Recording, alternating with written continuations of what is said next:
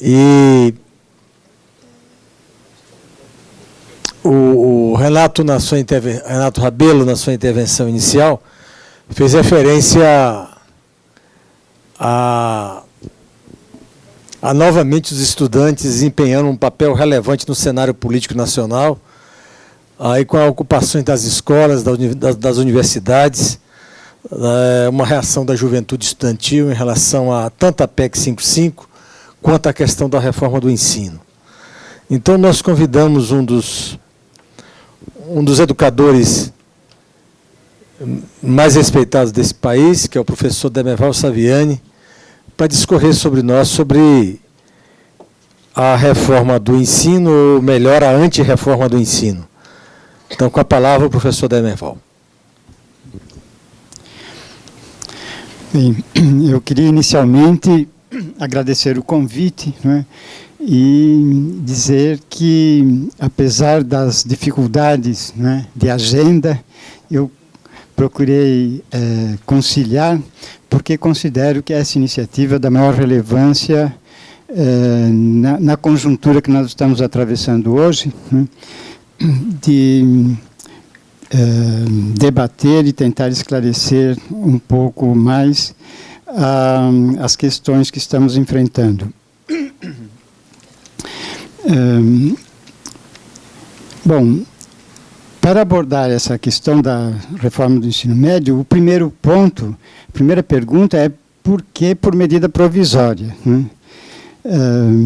Então, ela foi proposta de forma intempestiva, né, sem que se trate de caso de relevância e urgência, que é aquilo que a Constituição determina para a edição de medida provisória.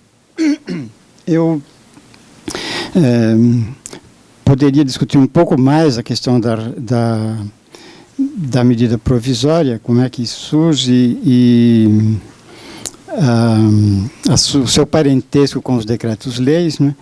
Mas o tempo não permite, então eu só faço esse registro, né? E o segundo ponto a abordar seria o próprio caráter da reforma imposta, né? Que provocou fortes reações contrárias, né? Aqui também eu não vou me deter nos vários pontos, porque, na verdade, o que o texto da medida provisória faz é alterar vários artigos da LDB, especialmente aquelas que se referem ao ensino médio. E o principal ponto é o do artigo 36, né, onde se diz que o currículo do ensino médio será composto pela Base Nacional Comum Curricular e por itinerários formativos específicos a serem definidos pelos sistemas de ensino, com ênfase nas seguintes áreas do conhecimento ou de atuação profissional. Então, a redação já deixa a desejar, não é? Porque é composto pela Base Nacional e pelos itinerários, né? Na verdade, os itinerários se constroem sobre a base que a própria medida provisória prevê, né, como sendo a partir dela que o currículo deve ser construído, né, e, no entanto, edita uma medida provisória que supostamente teria o caráter de relevância e de urgência, né, quando a base não está estabelecida ainda, né? A base ainda está em processo de elaboração e deve sofrer discussões ainda até ser aprovada. E aí, então, esse artigo estabelece 5 itinerários, né? Linguagens, matemática, ciências da natureza, ciências humanas e a 5ª é formação técnica e profissional. Bem, como adiantei, essa proposta gerou fortes reações, que seria um outro ponto a ser abordado. Eu vou mencionar 3, mas não vou também desenvolvê-las, né? A primeira reação forte foi do próprio Fórum Nacional de Educação, né, que lançou uma 45ª nota pública sobre essa medida provisória. E nessa nota, entre outras considerações, o Fórum afirma que o governo Temer erra no método e no processo, restritivos e impeditivos do debate e do encaminhamento adequado sobre a matéria nas redes e sistemas de educação. E também erra no conteúdo e suas repercussões no país, o que gerará mais atrasos e retrocessos em face da necessária formulação e implementação de medidas consistentes e bem fundamentadas para o ensino médio.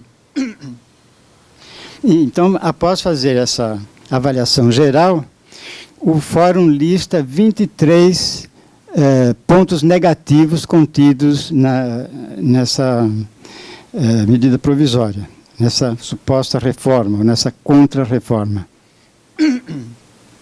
23 enunciados segundo a ordem do alfabeto, né? Começa pela letra A. Eu até disse que se não fosse a reforma ortográfica, né, e esses pontos esgotavam o alfabeto, né? Nós tínhamos 23 letras, e com a reforma aí foram reabilitados o K, o W e o Y, então são 26 letras, né? Faltou apenas isso para que a análise do fórum esgotasse essa. Eu destaquei algumas delas, mas também não vou me deter para não me alongar, né? Uma outra reação crítica foi o comunicado oficial do Conselho Estadual de Educação do Paraná, né? Então, acho importante essa menção, exatamente porque o Paraná é um dos estados em que o movimento dos estudantes, né, dos alunos, mais avançou, foi onde mais escolas foram ocupadas, né, mas o governo ali também é mais resistente e mais alinhado com essas medidas decorrentes do golpe político. O Conselho Estadual de Educação do Paraná, na sessão plenária de 21 de outubro, ele registrou 8 pontos, né, sendo que os 4 últimos se referem diretamente à situação dramática vivida pela rede pública do Estado, com um grande número de escolas ocupadas pelos estudantes, né. E eu, então, não vou abordar esses pontos, mas vou destacar o de número 4, que diz o seguinte: ainda como evidência dessa incompreensível forma de encaminhar a discussão de políticas públicas, ressaltamos que sequer os sistemas estaduais de educação foram consultados ou mesmo informados previamente dessa proposta, alijando-se assim do debate aqueles que devem ser os principais organismos reguladores e executores das medidas nela delineadas, né?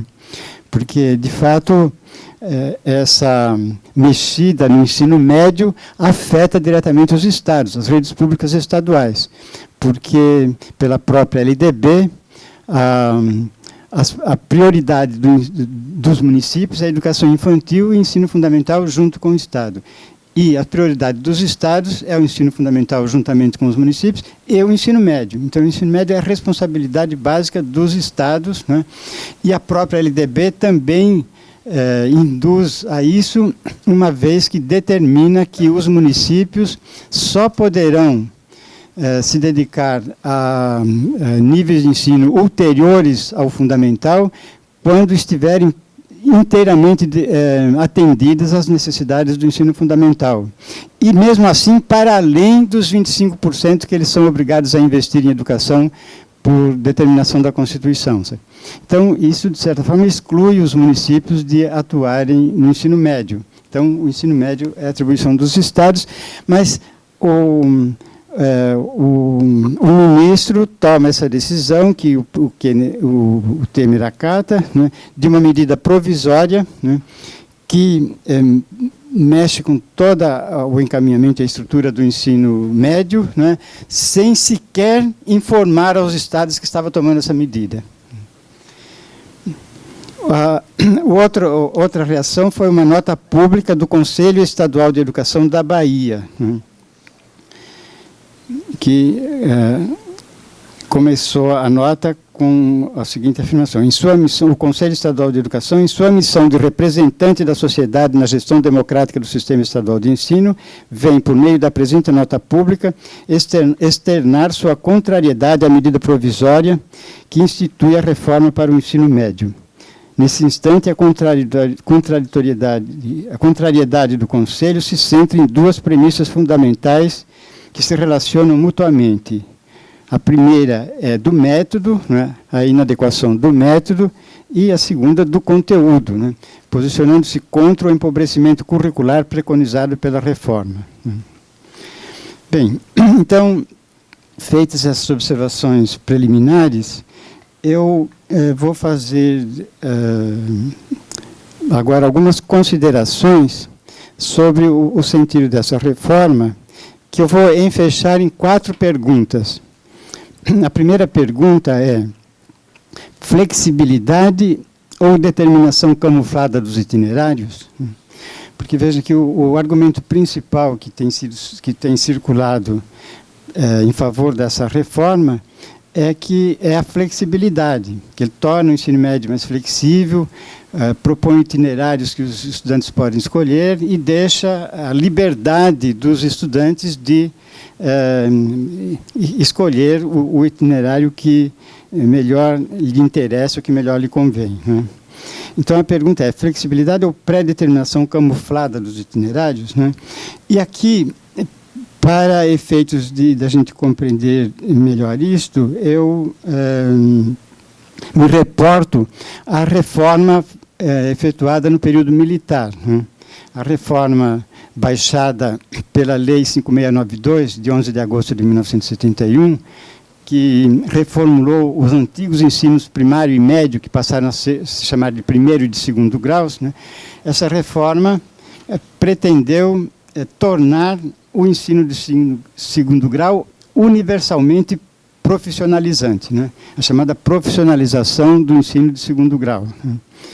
E o argumento que foi apresentado para justificar essa reforma foi traduzida numa espécie de slogan, né, que Valnir Chagas, né, o principal ideólogo dessa reforma, formulou, que o slogan era o seguinte: ensino, o que vigorava antes, né, era ensino geral, né, para os nossos filhos e ensino profissional para os filhos dos outros, né. Ele argumentava que as elites raciocinavam dessa maneira.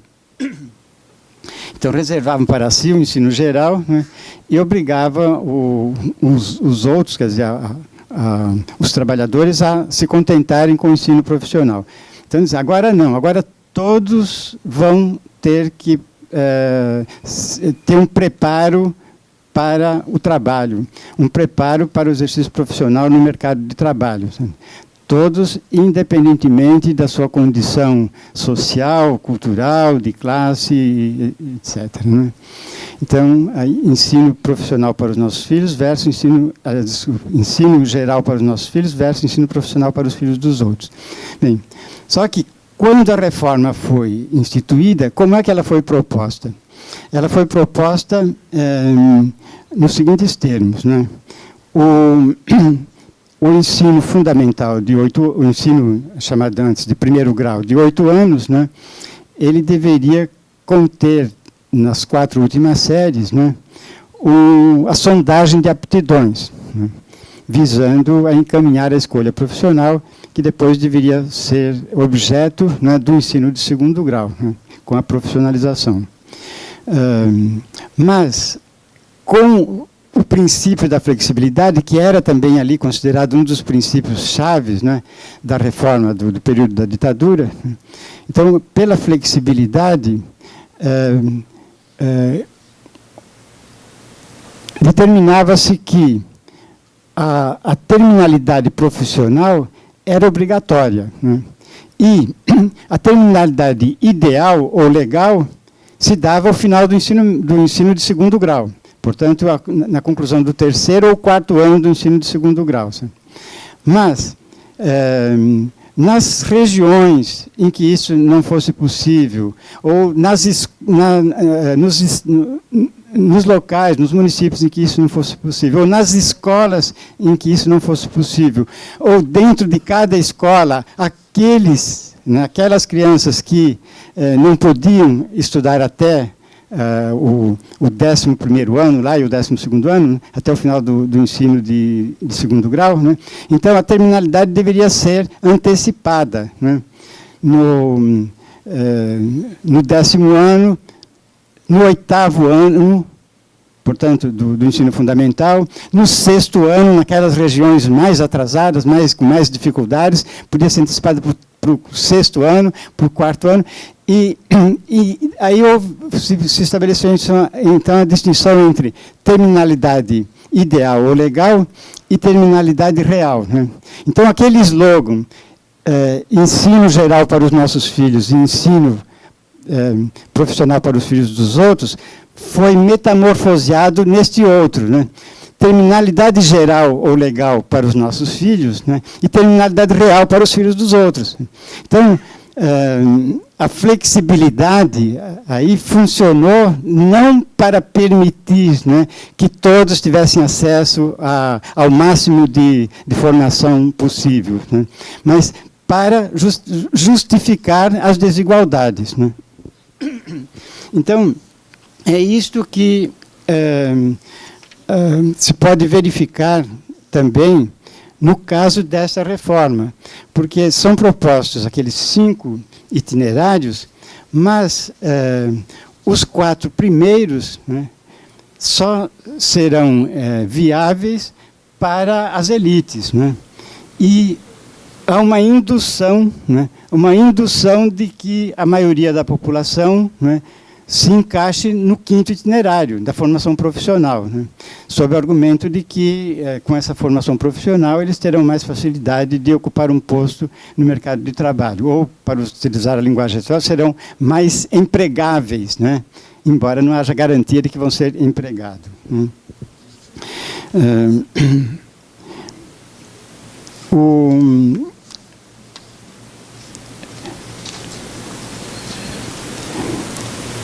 Isto vai nos levar, então, a uma segunda pergunta, né?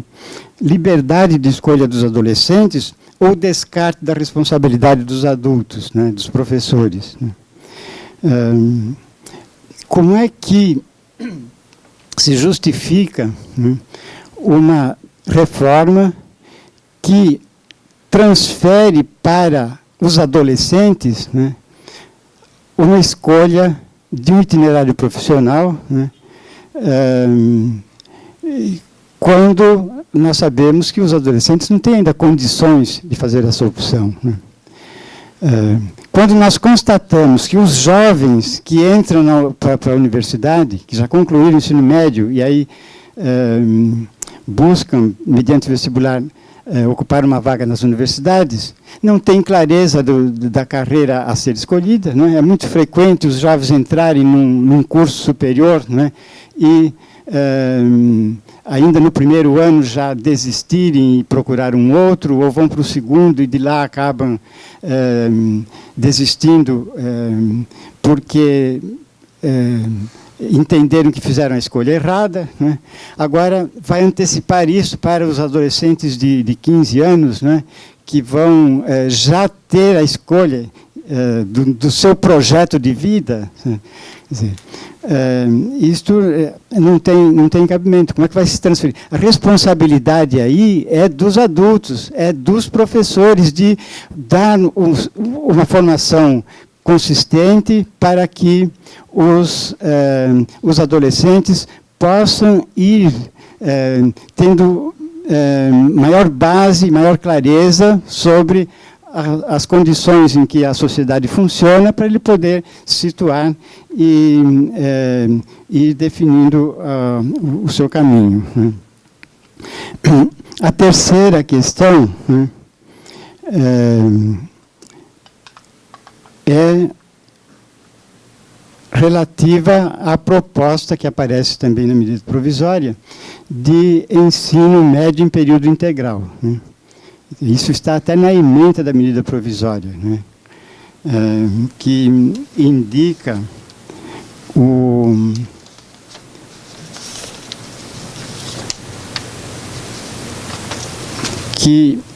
que o objeto dessa medida provisória, né, é instituir um programa de ensino médio em período integral, né, e mudar artigos da LDB e da lei que instituiu o Fundeb, né. Bem, então a pergunta que eu formulo é a seguinte: ensino em período integral para todos ou exclusão integral de todos os que trabalham? Porque se o ensino é em período integral, né, isso significa que aqueles que trabalham, né, não vão poder fazer esse tipo de curso, né, porque eles vão dispor de apenas um período para estudar, né, e não dos 2 períodos que o ensino em período integral implica. E isso também vai na contramão, né, do que se tentou implementar a partir da redemocratização e a partir da Constituição Federal e das estaduais, né. Vocês vejam que a Constituição do Estado de São Paulo, né, promulgada em decorrência da Constituição Federal, num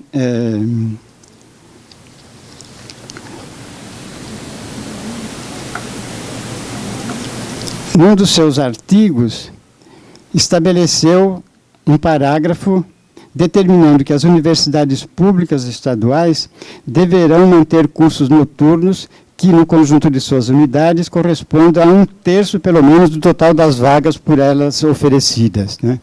Então, vejam, aí, por uma norma constitucional, se obrigava as universidades estaduais a abrir cursos noturnos, né, que não era a prática até então existente, né. As nossas universidades no estado de São Paulo, as estaduais, elas funcionavam em período integral, né. Havia boa parte dos cursos era efetivamente em período integral, com aulas, com disciplinas funcionando de manhã e de tarde, né. Não funcionavam à noite. E havia cursos que funcionavam ou de manhã ou de tarde, né, mas com algumas disciplinas funcionando, às vezes, no período contraposto, né. Bem, por conta de oferecer também aos que trabalhavam, né, a oportunidade de ingressarem nas universidades públicas do Estado, foi estabelecida essa norma, que deveriam oferecer pelo menos 1/3 de suas vagas no período noturno, né. Bem, e isto fez com que as nossas universidades abrissem para o funcionamento no período noturno, né, criando, inclusive, a infraestrutura, com a biblioteca aberta, e aí aberta também aos sábados, que não abria de sábado, mas aí como é que os alunos do noturno, que têm pouco tempo para consultar a biblioteca, vão poder fazê-lo, né? Então, a abertura também aos sábados, né. Bom, mas uma coisa é ensino em tempo integral e a outra coisa é educação integral, né? E aí, então, a outra pergunta que cabe fazer é: educação integral para todos ou uma vitrine para efeitos de demonstração reduzido a pequenos grupos elitizados? Porque, vejam bem, a medida provisória, quando ela propõe um programa de ensino em tempo integral, ela também justifica isso em termos da educação integral, né? O que entra em contradição com os itinerários, né? Porque se você escolhe um itinerário, significa que você está deixando de se formar naquelas outras áreas, né? E, consequentemente, isso não é educação integral, né? Agora, além disso, o governo estabelece que o governo federal, né, vai transferir recursos para viabilizar aos estados, né, o funcionamento do ensino médio em período integral. Mas estabelece que isto será feito por 4 anos. Né? Bom, mas então isso significa que as escolas irão funcionar em período integral por 4 anos e depois, né? O governo dos estados vão ter recursos para isto, né?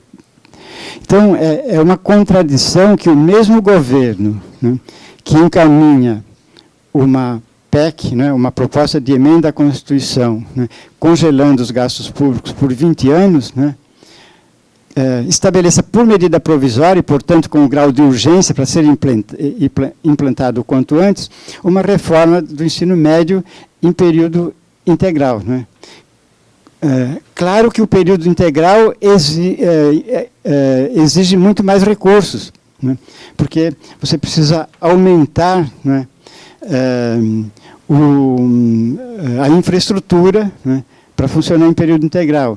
Precisa aumentar as horas dos funcionários que trabalham, né, dos professores, dos funcionários de apoio, né, também dobrando o período. Né. Portanto, no mínimo, uma escola em tempo integral, né, que passa do tempo parcial para o tempo integral, teria que dobrar o investimento. Ele dobra as despesas, né, no mínimo. Né.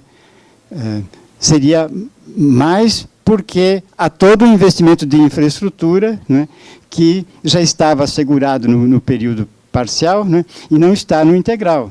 Então, isso teria que ser provido também. Né. Então, isso fica uma interrogação. Né. Como justificar este aumento, né, na medida em que se está propondo que o Estado não vai gastar mais por pelo menos 20 anos. Né. E eu me referi a uma vitrine, por quê? Porque, embora não conste aí no texto da medida provisória, eu estive no dia 5 de outubro participando de um evento no Rio Grande do Sul, que era o 22º encontro da ASP, que é a Associação Sul-Rio-Grandense de Pesquisadores em História da Educação. Né? E o tema central desse 22º encontro era os 20 anos da LDB, porque a LDB completa, em 2016, 20 anos de vigência. Né? E eu, então, fui convidado para essa mesa que tratou desse tema. Né? E como eu estava lançando a 13ª edição do meu livro sobre a LDB, na qual eu então fiz uma atualização e acrescentei um capítulo tratando das 39 leis que mudaram a LDB de 1997, porque 7 meses depois já houve uma lei que alterou a LDB, né, até 2015. E na discussão naquela mesa estava participando também a Maria Beatriz Lúcia, que é uma professora da Universidade Federal do Rio Grande do Sul, que foi até a reitora pro tempo da Universidade da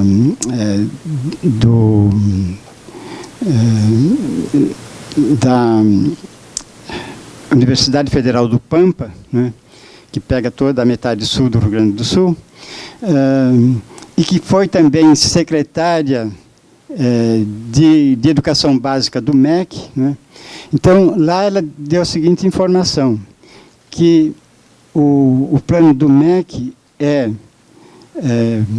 apoiar a abertura de escolas de tempo integral de ensino médio, né? Mas cada estado deveria colocar no programa, no máximo, 30 escolas. 30 escolas. Aí ela disse, pois é, só que no Rio Grande do Sul nós temos 1.200 escolas de nível médio. Né? E, de fato, eu dei uma olhada no censo escolar, né? E a média do país seria umas 700 escolas por estado, mas nós sabemos que os estados pequenos, com menos população, têm um número bem menor. E há estados com um número muito maior. Né? Então, no caso dela, ela deu essa informação de que eles têm 1.200 escolas e 30 vão passar em tempo integral, né? Então, é claro que esse tipo de ensino vai ficar limitado a pequenos grupos, a uma elite, a uma decisão de efeito de demonstração, né? E apenas uma vitrine que não tem impacto no conjunto do desenvolvimento do ensino médio, né? Mas o que caberia observar, aí para concluir, é justamente essa pergunta: como é que se propõe uma reforma do ensino médio, prevendo um ensino integral, né, quando se está disposto a congelar por 20 anos as verbas, né? Então, tudo indica, e isso tem respaldo até nos ocupantes hoje do MEC e do próprio Conselho Nacional de Educação, né, que foi também modificada a sua composição por uma medida autoritária, né, sem seguir o procedimento normal, que era a de consulta às entidades, né, para indicar os representantes no Conselho Nacional de Educação. Então, foi mudada a composição do Conselho e colocado lá os representantes, aqueles que estão atuando no mercado da educação, né, na educação privada mercantilizada. E, então, tudo indica que o vetor dessa reforma é a privatização do ensino médio, né? Privatização que não vai ter esse caráter diretamente, mas vai ser as chamadas parcerias, né? Parcerias público-privadas, né? A própria obrigatoriedade da língua inglesa, um dos pontos que o Fórum levantava, o Fórum Nacional de Educação, é justamente essa aqui. Essa obrigatoriedade da língua inglesa vai forçando todas as escolas a colocá-la no currículo, né? Vai implicar convênios com as entidades que oferecem cursos de língua inglesa. Então, só por esse caminho é que a gente pode entender que se possa propor uma reforma desse caráter, né, no mesmo momento em que se está congelando os gastos públicos, né? Bom, claro que faltaria aqui agora dizer por onde que o ensino médio deveria ser reformado. Infelizmente, o meu tempo se esgota antes disso, né? Mas eu queria, pelo menos, observar que essa ideia de que a profissionalização do ensino médio é o caminho, né, ela já fracassou lá na reforma do ensino de segundo grau do período militar, né? Porque a suposição de que a formação profissional ela remete diretamente ao mercado de trabalho, ela não tem base no modo como a economia funciona atualmente, né? E por isso que ela fracassou lá, porque para os próprios empresários isso não era interessante. Era interessante um trabalhador que tivesse uma formação geral, né, e maior capacidade então de adaptação e de raciocínio do que aquele que já vinha com um esquema prévio, né? Quando cada empresa tem um esquema de organização, que aquele que vem com um esquema prévio diferente só cria dificuldade, só atrapalha, né? Então era mais adequado ter uma formação mais geral e lá ele se integrava no esquema da empresa mais rapidamente e de forma mais produtiva, né? Isto também se evidencia por quê? Porque com o avanço das forças produtivas, com o desenvolvimento tecnológico, hoje não se põe mais o problema de uma formação técnica específica de nível médio, né? Por isso é que o caminho sempre foi no sentido de que o ensino médio se tornasse universalizado, porque é o complemento da formação geral que cabe ao ensino fundamental, né? E um dado que ilustra muito bem isso também é o Sistema S, né? Isso veio da reforma da ditadura do Estado Novo, né? as chamadas reformas do ministro Capanema. Em 1942, foi baixado o decreto-lei que reformou o ensino secundário. E lá o ensino secundário era definido como destinado às elites condutoras, né? Ele tinha 7 anos, né, 4 de ensino ginasial e 3 do colegial, né, e que era o único que dava acesso a todas as carreiras de ensino superior, né. Mas, na mesma época, foram organizados as modalidades de ensino técnico. Em 42, o decreto-lei que instituiu o ensino técnico industrial, né, também de 7 anos, 4 de ginásio e 3 de colégio, né, mas voltado para a formação dos técnicos para trabalhar nas indústrias. Em 43, o ensino comercial, né, e em 46, o ensino agrícola, né. Agora, além disso, foram criados, né, em 42, o SENAI, em 43 o SENAC e em 46 o SENAR, né? Serviço Nacional de Aprendizagem Industrial num caso, comercial no outro e agrícola no outro. O dos transportes veio mais tarde, né? Bem, e qual era o sentido? Por que era Serviço Nacional de Aprendizagem? Porque aí se tratava, nesse caso sim, né, de dar a formação manual, né, para os trabalhadores manuais. E aí, então, não era exigido escolaridade prévia.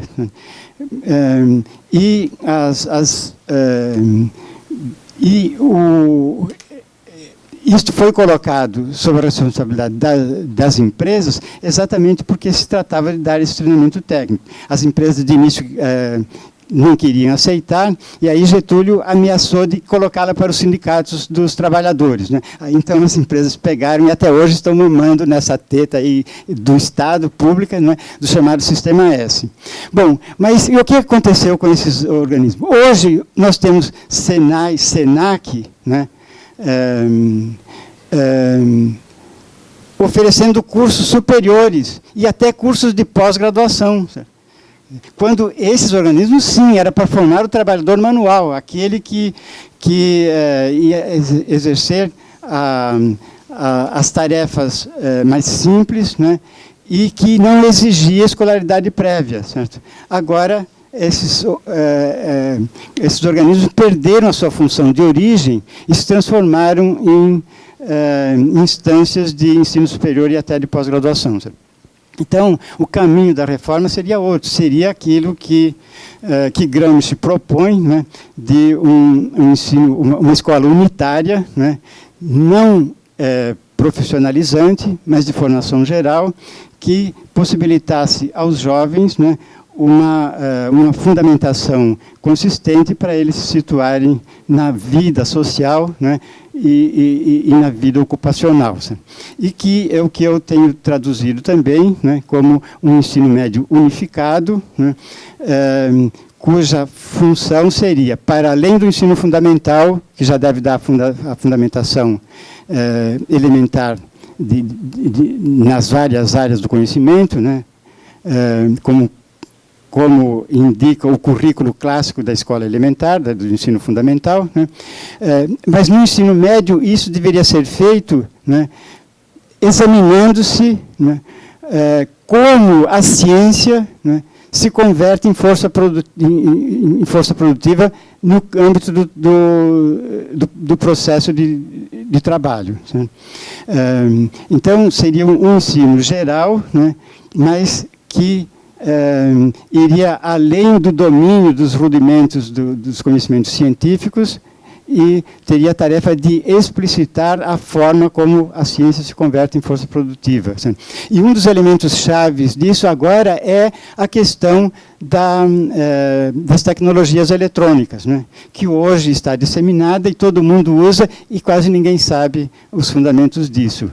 Então, como o ensino, naquele conceito de politecnia, que deve prover os fundamentos científicos das múltiplas técnicas que caracterizam a produção moderna, hoje essas técnicas são dominantemente de caráter eletrônico, né? E o domínio desses conhecimentos se faz necessário para que nós não fetichizemos a tecnologia e também não ficamos na dependência do seu funcionamento, né? E tratando-as como se fossem pessoas, né? Hoje os jovens se relacionam com as máquinas como se fossem pessoas, né? E não tem clareza do que tornou possível isso, que são as ciências físico-matemáticas, né? Então, por aí é que faria sentido a reforma do ensino médio. Muito obrigado.